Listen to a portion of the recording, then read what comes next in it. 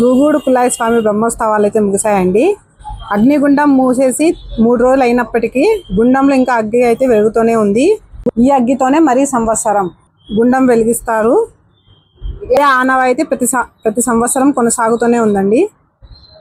ఆ నిప్పు వెలుగుతుండేది మీరు కూడా చూడండి. ఈ వీడియోలో చూపిస్తున్నాను మీకు కూడా. ఇంకా మా ఛానల్ని సబ్స్క్రైబ్ చేసుకొని వాళ్ళు ఉంటే సబ్స్క్రైబ్ చేసుకోండి ప్లీజ్. లైక్ చేయండి, షేర్ చేయండి, సబ్స్క్రైబ్ చేయండి.